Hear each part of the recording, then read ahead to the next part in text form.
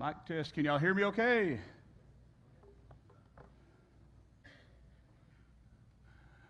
I put this up here because when I preach in Costa Rica, that's what they do. Before the preacher gets up, they put who he is and what he's going to talk about.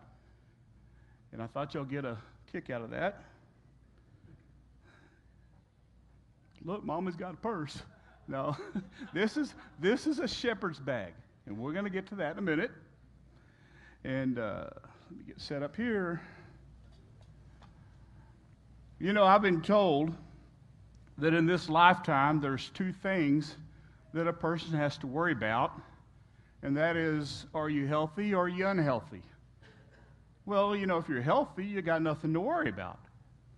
But if you're unhealthy, you got two things you got to worry about. And that would be, am I getting better or am I getting worse? Well, if you're getting better, you got nothing to worry about, right? But if you're getting worse, you got two things you got to worry about. And that would be, am I going to survive this or am I not going to survive this? Well, you know, if you're going to survive it, you got nothing to worry about. But if you're not going to survive it, you got two things you really need to worry about. And that would be, am I going to go to heaven or am I not going to go to heaven? Well, if you're going to heaven, obviously, you got nothing to worry about. But if you're not going to heaven, you got two things you need to worry about. And that would be original or extra crispy. So,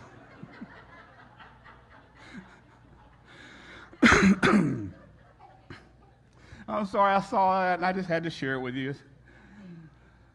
Okay, let's get with the lesson. Let me make sure this is on. Yep. You know what? For me, one of the most fascinating stories in the Bible has to be the story about David and Goliath. And I would say that everybody here has heard that story, if not 1 time, 100 times growing up. Matter of fact, I would dare you to find somebody in this auditorium that has not heard the story about David and Goliath.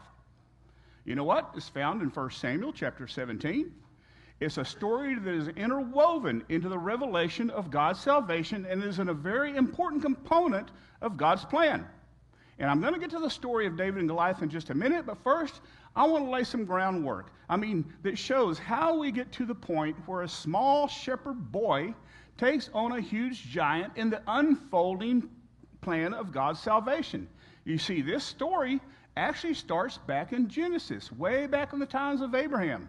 Believe it or not. And if we're going to go back to Genesis, let's just start from the beginning.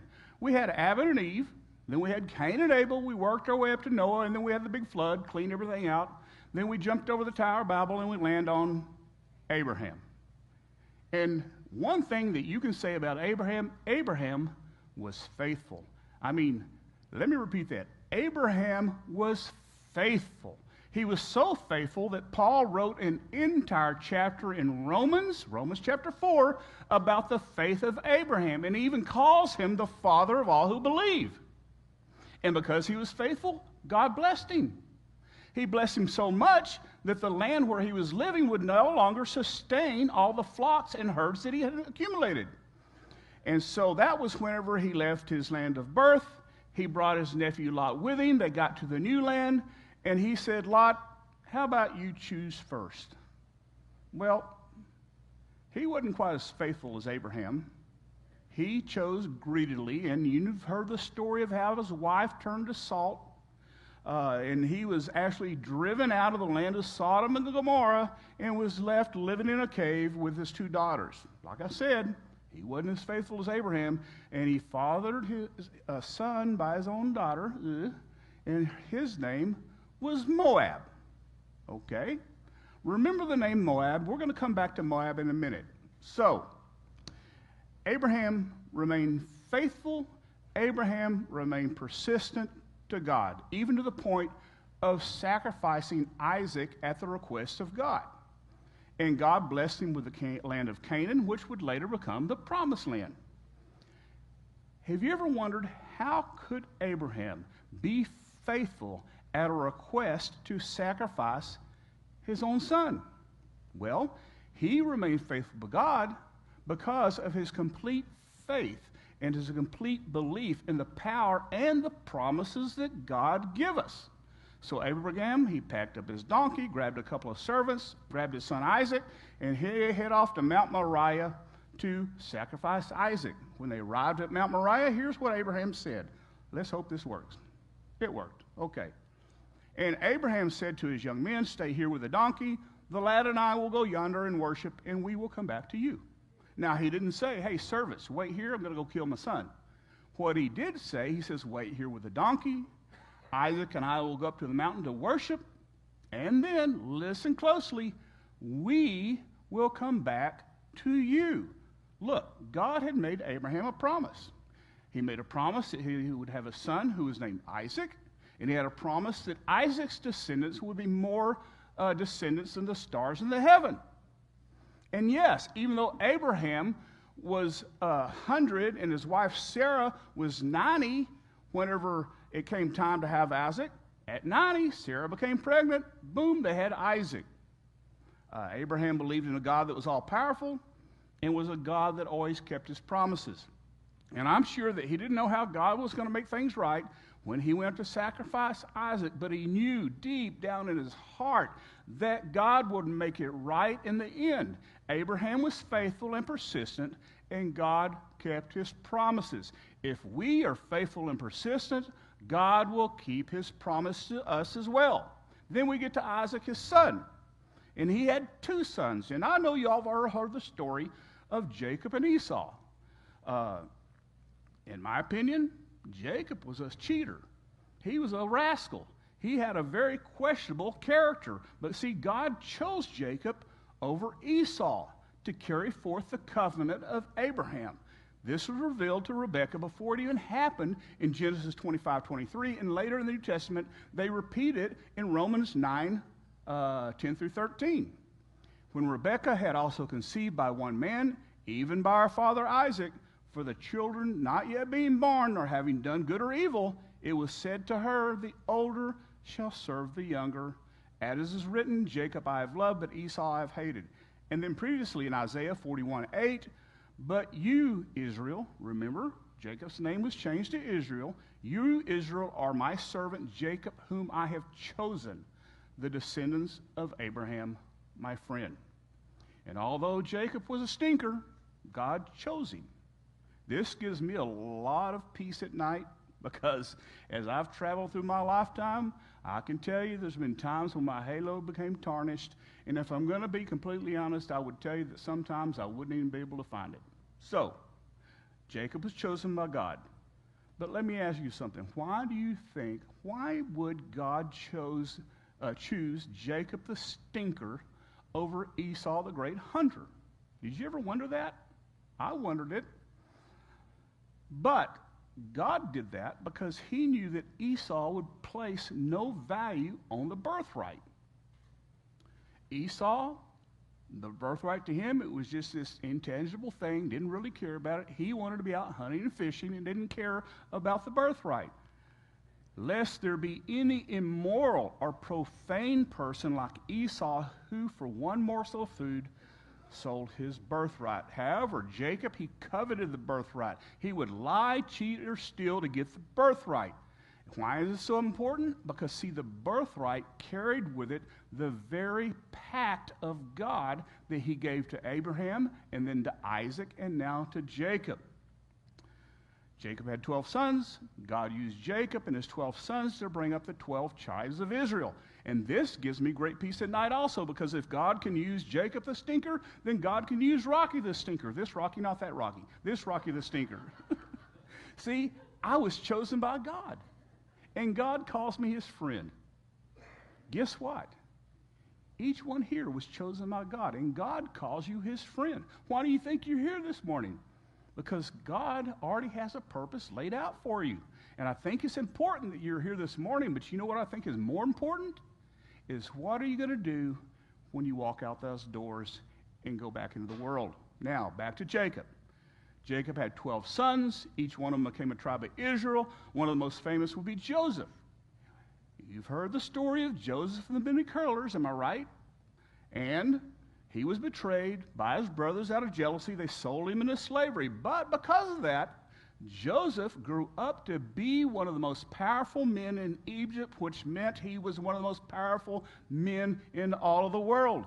Joseph said, "But as for you," speaking to his brothers, "you meant evil against me, but God meant it for good in order to bring it about as it is this day to save many people alive." Why did God bless Joseph? Well, because Joseph remained faithful. And Joseph remained persistent. And if we will remain faithful and persistent, guess what? We will receive the blessings of God. And as you know, Joseph was the reason that his family ended up in Egypt. As the years went by, Joseph passed away. 100 years go by. Nobody remembers. Why do we have all these Israelites in Egypt? Well, let's just put them to slavery. And they put them in slavery. And so then God summoned a man named Moses to come free the Israelites. Now, why did God do that? Well, I got two reasons. Because his covenant with Abraham, Isaac, and Jacob, God had made a covenant promise to the patriarchs that he would give their descendants the land of Canaan and make them into a great nation. So God heard their groaning, and God remembered his covenant with Abraham. And second, because he heard their suffering and he heard their cry. God was moved with compassion by the suffering under Egyptian slavery. And the Lord said, "I have surely seen the oppression of my people who are in Egypt, and I've heard their cry because of their taskmakers, for I know their sorrows." See, once again, we're reminded that God is faithful. And once again, if we remain faithful, if we remain persistent, God will hear our cries and he will deliver his promises. After Egypt, the children of Israel, they got put into timeout for 40 years because of their unfaithfulness, but God still remained faithful. He fed them those 40 years, and then at the end of 40 years, he appointed a guy named Joshua to lead them into the promised land. And then, so here they hit in the promised land. The river Jordan parted, and the Bible says all 2.5 million of those people crossed the river Jordan on dry land. And when they get there, their first major battle was against a fortified city called Jericho. Now, Jericho was filled with a ruthless, savage people. They were so savage they would literally throw their babies into bonfires as sacrifices to false gods. But you know what? There was one person in Jericho, a woman with questionable morals, that was saved along with her family. Her name was Rahab, the harlot. If you remember, God sent spies into Jericho. Now, why would God spend all of his time and effort to send spies into Jericho? I mean, if God can knock down the walls of Jericho with a trumpet blast and a shout, why does he need to send spies? I mean, he knows everything, am I right? Well, maybe he just sent them to save a harlot named Rahab. You remember the story. After she hid the spies, she confessed them. "Your God is the one true and living God. I believe in him, and I see how he protects the Israelites." So guess what? Rahab the harlot was faithful. So I started this sermon in Genesis. Then we went through the Pentateuch, which is the first 5 books of the Bible. Then we went through a little bit of Joshua, which is followed by Judges, which basically talks about the 12 leaders after Joshua and the rise and the fall of the Israelites through those hard times. By the way, that's where you see Samson and Delilah. They're one of them. And we land on a little book called Ruth. Now, Ruth is one of my favorite books in the Bible. But why is there a 4-chapter romance novel tacked on to the end of Judges right before Samuel, King, and Chronicles? I mean, what in the world does Ruth have to do with a giant named Goliath? Be patient, I'm getting there. Here's a quick summary of the book of Ruth. Naomi and her husband and 2 sons, they left from Bethlehem because of a drought, and they went over to they crossed around the sea to the land of the Moabites. Moabites, we heard that a while ago. Moab was the son of Lot. It's all interconnected, isn't it? And one of Naomi's sons marries a woman named Ruth the Moabite. Then tragedy struck. Naomi's husband died, her 2 sons died, and all of a sudden here she is in a foreign land with no place to stay, nobody to take care of them, and she's there stuck with 2 daughters-in-law. So she said, daughters-in-law, please stay here. I'm going to go home. Ruth decides to go back to Bethlehem, and she begs him not to go, but Ruth refuses to leave Naomi's side. Do you know why? Well, actually, Ruth tells us, Ruth 1:16. But Ruth said, entreat me not to leave you or to turn back from following after you, for wherever you go, I go. Wherever you lodge, I lodge. And your people shall be my people, and your God will be my God. This is a powerful declaration of faith and commitment. Ruth, a Moabite woman, chose to follow Naomi, adopt Israel as her people, and to worship the one true and living God, leaving behind all former false gods and her entire culture. Ruth was faithful, and Ruth was persistent. She was not going to leave Naomi's side, and God was faithful to both Naomi and Ruth. Now, when they returned to Bethlehem, Ruth, she met this handsome young Israelite. Just kind of made her go, ooh, when she saw him. And his name was Boaz. Well, who's Boaz? Where'd he come from? Well, his mom happened to be named Rahab, a woman from Jericho who was formerly a harlot.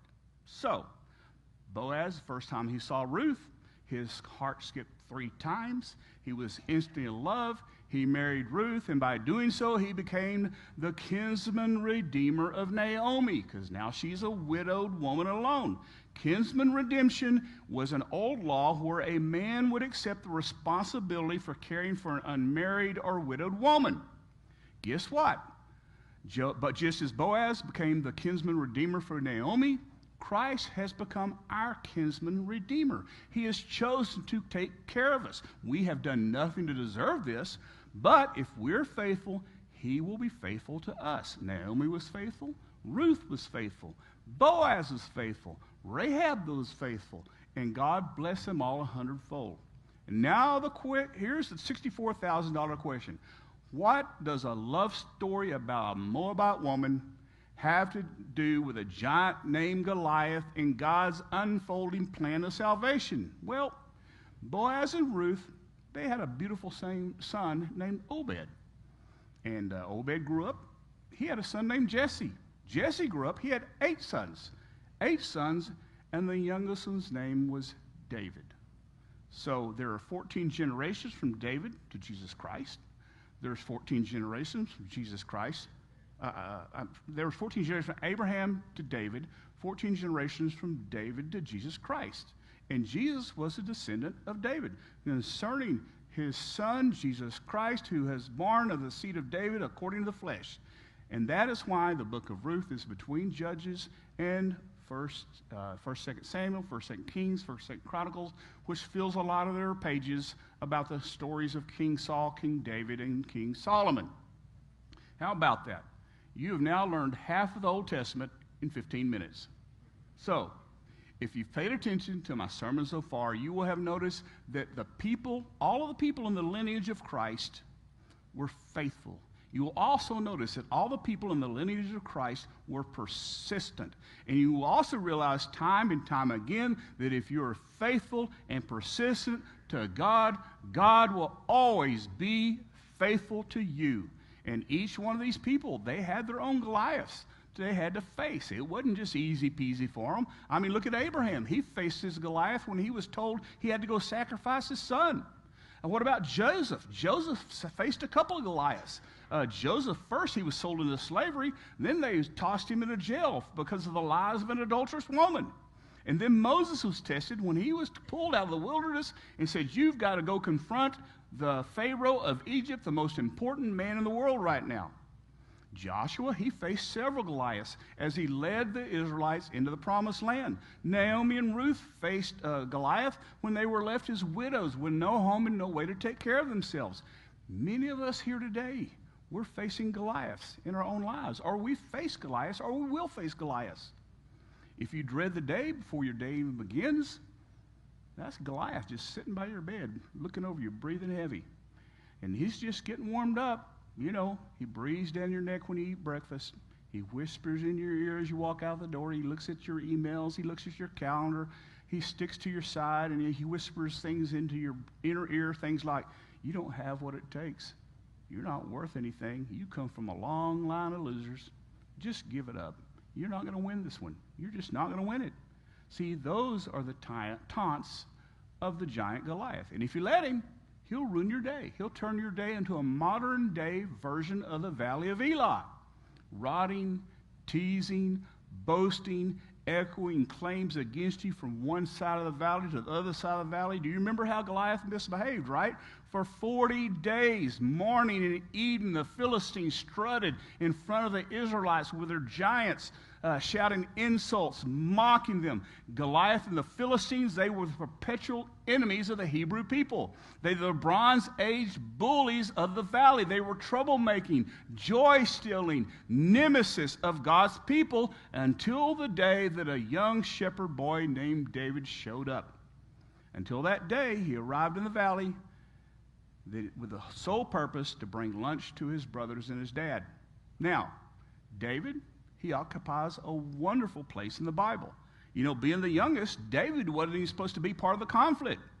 His duty as the youngest was to divide his time between caring for the sheep of the family and bringing supplies and provisions to his father and brothers up at the front line. Yet more is written about David in the Bible than any other person except for Jesus Christ. More than 60 chapters reveal the stories and the deeds and the words of David. This simple promise that he stated, nothing is more precious than the simple promise that he stated when David went out to confront Goliath. He said, "The battle is the Lord's." Could you use a reminder of that promise? I'm speaking to somebody right now that has faced a Goliath or they're facing a Goliath. Remember, the battle is the Lord's. It's not yours.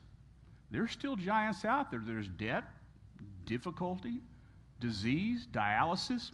There's discouragement, divorce, disappointment.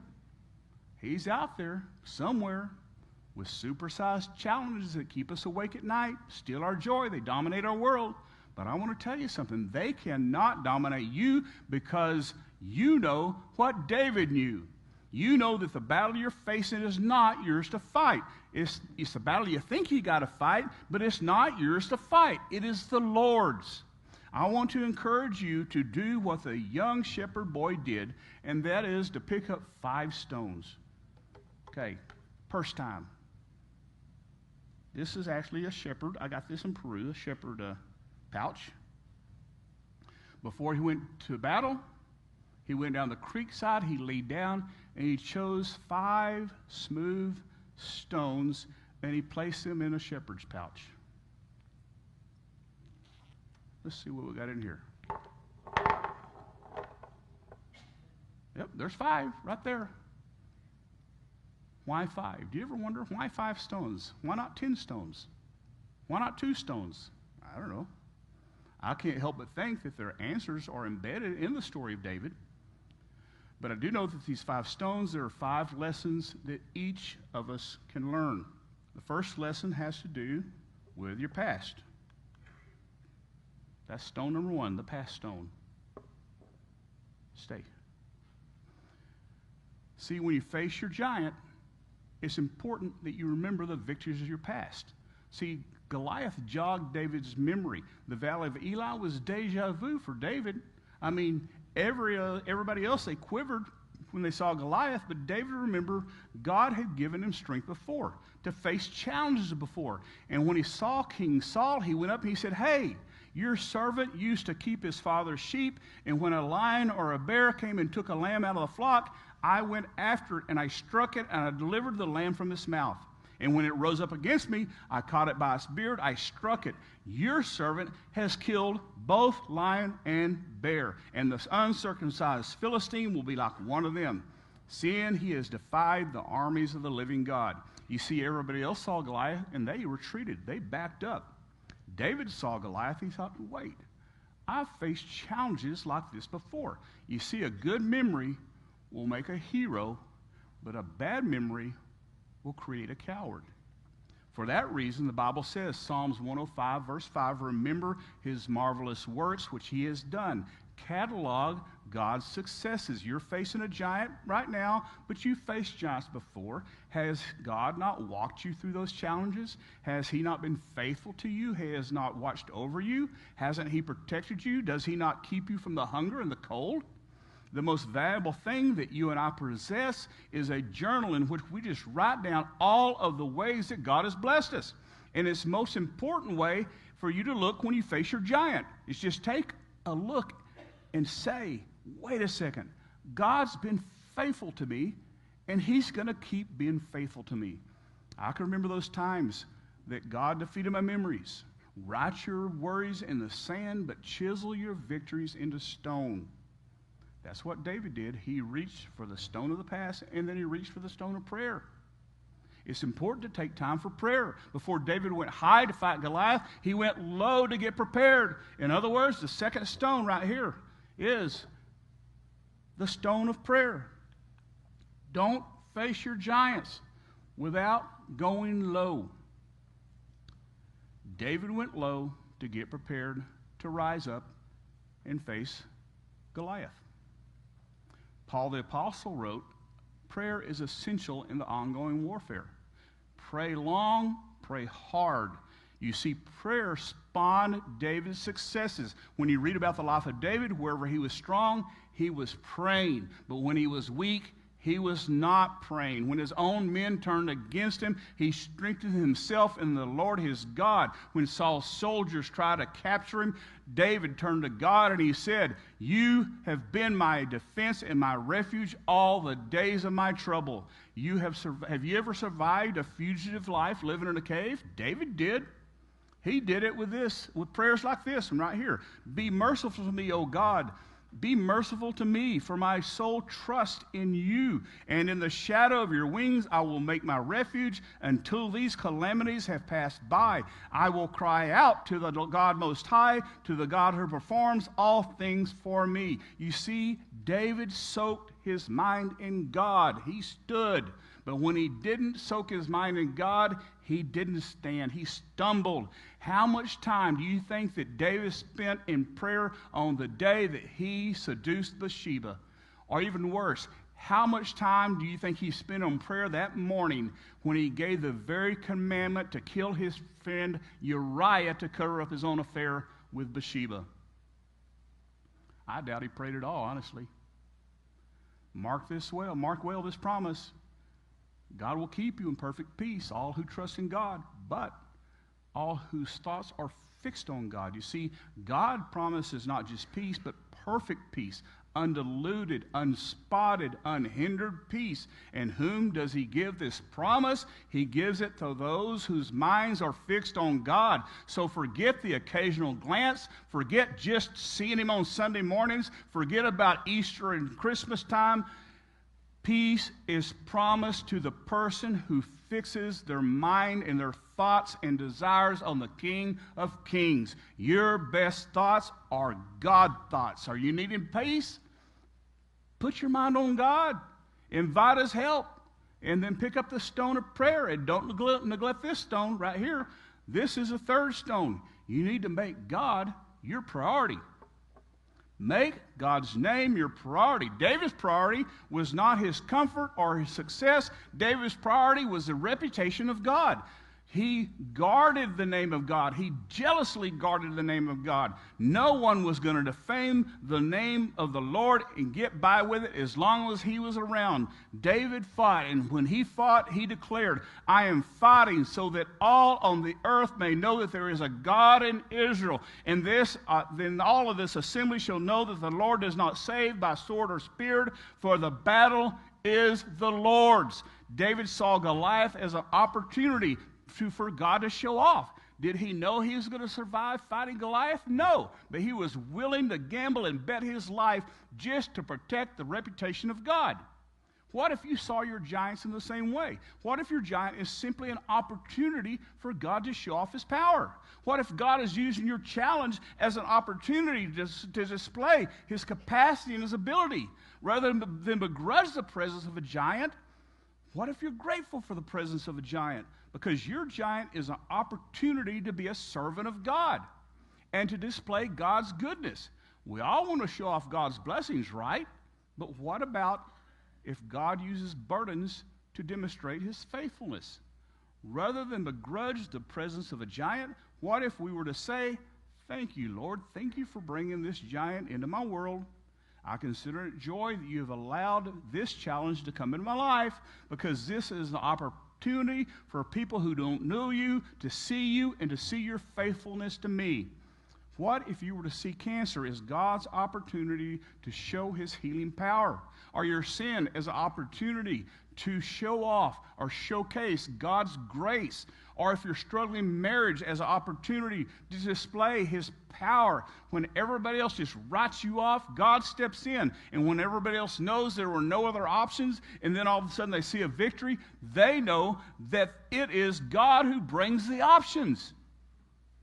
Don't see your struggle as a mistake, but as a way for God to display to this world his supremacy of this world. So if you jealously guard the name of God, make that your priority. And then you come to stone number 4. And stone number 4 has to do with passion. As Goliath moved closer to the attack, do you remember what David did?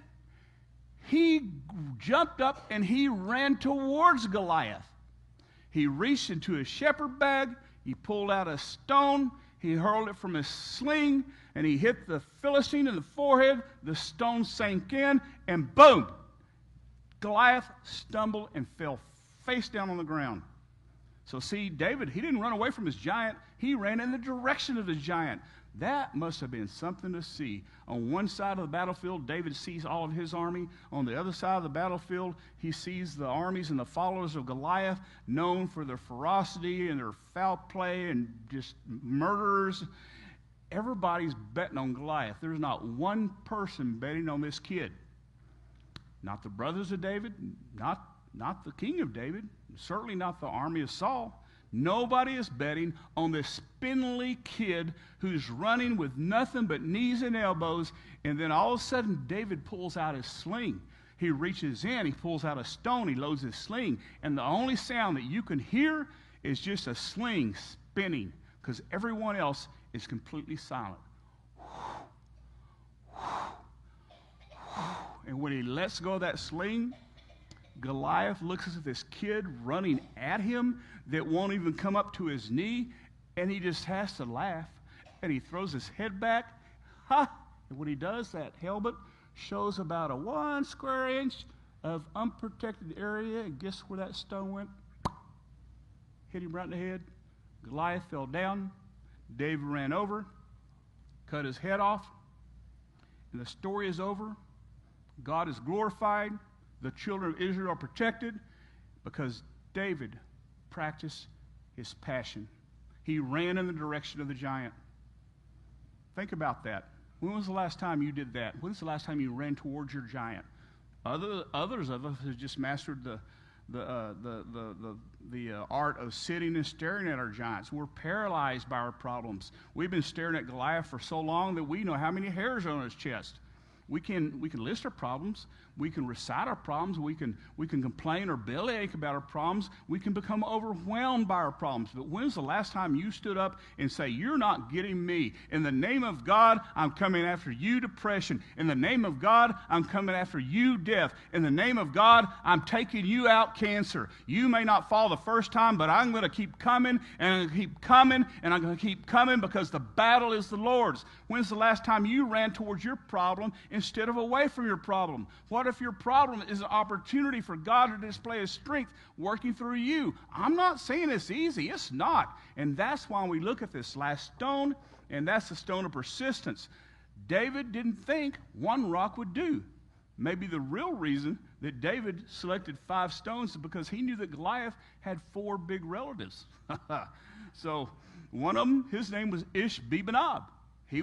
I love that name, Ishbi-Benob. He was the descendant of the giants. They say that the tip of the spear weighed 7 pounds. And then there was one named Sath who made the list. He also descended from the giants. And the handle of his spear, they said, was thicker than a weaver's beam. And these 3 seem harmless compared to the next one. There was a giant in Gath. He had 6 fingers on each hand and 6 toes on each foot. That's 24 fingers and toes. I guess it'd be great if you were an accountant, but it's not very good if you have to face a giant. So, these 4 were descended from the Rapha and Gath. So why did David carry 5 stones? I'm thinking that he's thinking that as soon as he takes Goliath down, his 5 relatives are going to come after him too. Because guess what? Sometimes 1 stone is not enough. Sometimes 1 prayer is not enough. Sometimes 1 seasoning of counseling is not going to get it done. Sometimes just 1 apology won't do it. Sometimes 1 determination and resolve is inadequate. But most of the time, you just got to keep loading and reloading and reloading and reloading and never give up. Just keep swinging. And that's our 5th stone, persistence. At some point, by the power of God and the strength of the Almighty King of the King, that Goliath will come down. And I want you to receive that as the word from the Lord through this message, because some of you are thinking that my Goliath has never come down. And you stand against that lie, because God brings those Goliaths down. You just keep swinging, you keep loading, you keep fighting, you keep trusting, you keep running, and you're going to see a change. Remember the 5 stones. Remember your past and your victories of the past. Remember to pray. Get on your knees and pray. Keep God as your priority. Fill your brain with His goodness. Engage your passion, and restore your passion about being a Christian, and enlist persistence. So, how can we apply the lesson of the 5 stones to our life here today? Well, looking for y'all, I've got 12 suggestions. So, don't worry, we'll go through quick. First, ground yourself in Scripture. Oh, by the way, I had them print these up and leave them in the foyer if you want a copy of them. But ground yourself in the Scripture. Regularly read and meditate on your Bible. Second, prayer and reflection. Develop a consistent prayer life. Third, build a supportive community. Surround yourself with fellow believers. 4, set spiritual goals. Establish specific spiritual goals that align with your Christian journey. 5, embrace challenges as opportunities. View your challenges as opportunities to grow spiritually. Learn from adversity. Seek lessons and insights that can strengthen your faith. 7th, regularly attend worship services. Worship helps renew your spirit and reminds you of God's sovereignty. 8, serve others. Actively participate in acts of service and kindness. 9, keep a gratitude journal. Cultivate a gratitude by keeping a journal of all the things that you're thankful for from God.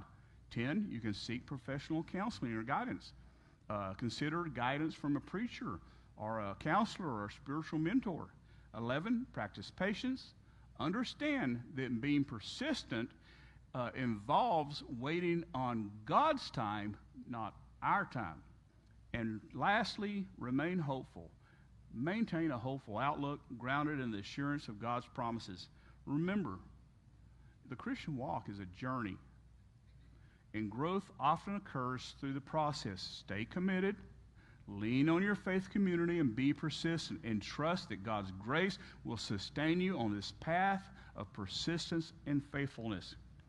If there's somebody here needing help with your personal giant, we're here for you. We invite you to come down as we sing this song.